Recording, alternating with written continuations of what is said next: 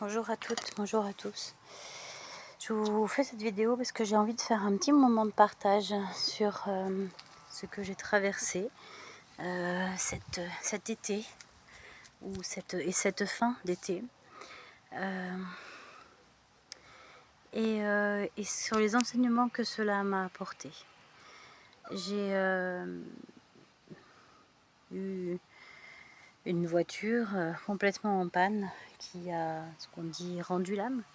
Le moteur a cassé. Il a fallu attendre avant d'en avoir une autre. Et émotionnellement, ça a été très compliqué pour moi de vivre le deuil de cette voiture. Petit chat noir qui s'invite. Le petit chat noir qui s'invite. Un petit chat noir qui se prénomme Kali. Kali comme la déesse, c'est rigolo qu'elle vienne là, la déesse de la destruction, la déesse indienne de la destruction, qui est souvent représentée avec des crânes en ceinture. Qui, pour effectivement la petite histoire, a détruit lors d'un chantier de bataille des dizaines d'hommes. Effectivement, elle est renommée pour être celle qui détruit avant l'arrivée de Shiva qui va construire. Voilà, petite Kali, je vous la laisse avec vous. Kali qui est là. Et Kali, donc cette déesse de la destruction. Et comment d'ailleurs, ça m'amène à parler, c'était pas prévu, bon, ça va partir comme ça.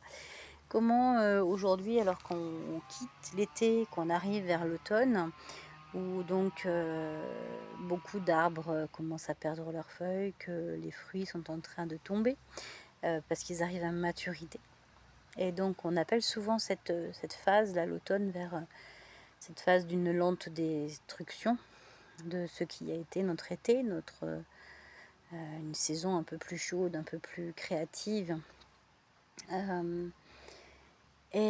Souvent, ça sonne aussi avec la rentrée, donc c'est aussi des moments de joie, des moments de se retrouvailles entre familles, familiales, avec nous-mêmes, qui s'arrêtent, qui se terminent. Et donc toute cette phase de terminaison, j'ai envie de dire, de fin, comme quand on termine un chapitre d'un livre qu'on a apprécié, comment on ferme la page, comment on la clôture, avec quelles émotions on la vit, on la vibre.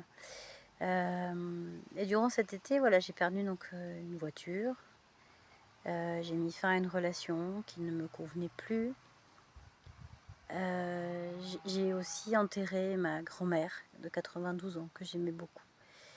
Et en fait, plein d'expériences comme ça durant cet été, un nouveau travail, mais qui aussi me sensibilise à la fin de vie, à ce qu'est une fin de vie, la fin d'une jeunesse, la fin d'une activité, la retraite, voire après la retraite, quand les forces déclinent et quand on perd la mémoire, par exemple.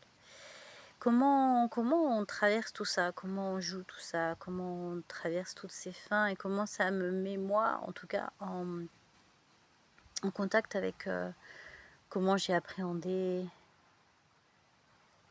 les ruptures, les fins de quelque chose, et jusqu'à la mort d'un être cher. Comment on vit tous ces deuils?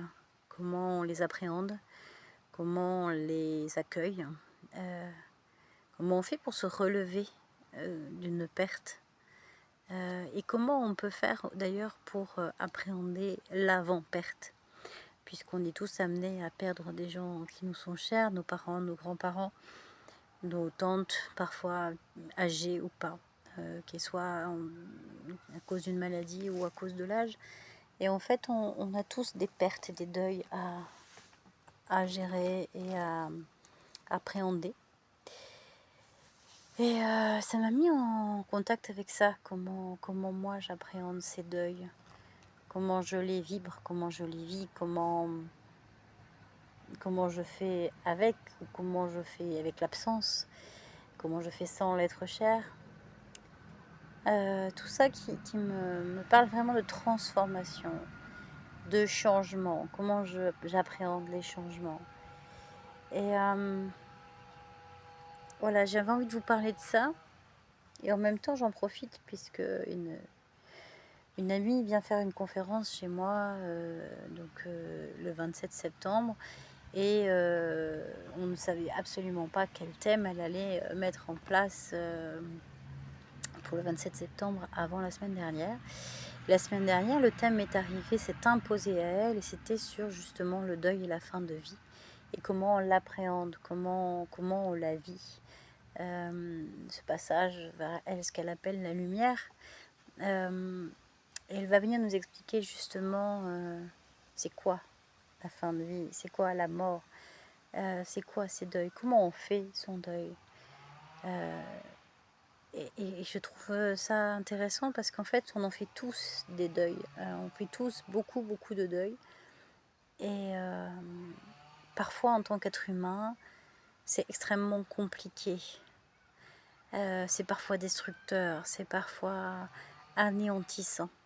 Et il faut dire que c'est normal de se sentir anéanti. C'est normal de sentir des vagues de désespoir, de tristesse qui nous envahissent complètement. Et que c'est normal de les laisser s'écouler, d'ailleurs, ces larmes, si elles sont là, ou ces cris, s'ils sont là. Alors, voilà, je vais pas faire la conférence parce que c'est pas mon idée, c'est pas mon sujet. Ceci dit, je vous invite vraiment à observer dans votre vie quels sont les deuils, vous, que vous faites, que vous appréhendez en ce moment. Quels sont les deuils que vous devez faire. Ça peut être des deuils d'un âge. Hein. Quand on a un anniversaire, on passe de 49 à 50, c'est compliqué. Même de 26, ma fille a eu 26 ans au mois d'août. Pour elle, ça a été terrible, ça a été compliqué de se dire waouh, j'ai 26 ans. C'est-à-dire jusqu'à 25, ça pouvait aller, j'étais encore jeune, là j'en ai 26, c'est compliqué. Donc chaque passage peut être compliqué. Et je vous invite vraiment à observer quels sont les deuils que vous faites et comment vous les vivez. Si vous les vivez avec joie, parce que comme Kali, il y a de la destruction et il y a une construction derrière. Parce que qui dit destruction dit forcément une reconstruction qui peut prendre du temps, qui peut prendre plusieurs formes. Ou alors vous l'accueillez avec le plus grand désespoir qu'il soit et tout votre monde s'écroule et il n'y a plus rien après, plus aucun espoir. En tout cas, peu importe la manière dont vous l'appréhendez, quelles que soient les situations. Ce qui est intéressant, c'est déjà de l'observer. Et moi, je vais vous inviter vraiment à aller... N'hésitez pas à me mettre un commentaire si vous voulez des informations sur cette conférence qui aura lieu le 27 septembre. Alors, elle ne sera pas en ligne. Elle sera en présentiel et elle sera sur Lyon dans le 37. Donc, n'hésitez pas à venir voir. Je pense qu'elle a des conseils, elle a des tips, elle a des clés qui nous permettent de comprendre et d'appréhender ces différentes phases à l'intérieur de nous. Et en tout cas, j'ai hâte de vous y retrouver. J'avais envie de partager ça avec vous. Et je vous embrasse tous. Kali nous accompagne encore. Et comme nous sommes le 9 septembre, c'est intéressant puisque c'est la fin d'un cycle. C'est la fin d'un cycle qui nous permet de mettre fin à des passés, à des constructions mentales du passé. Et donc voilà, l'automne arrive. Comment on appréhende cette période où les feuilles tombent? Et comment vous l'appréhendez-vous? Parce que c'est hyper intéressant. Moi, j'ai hâte de découvrir votre pensée à ce sujet. Ciao, ciao!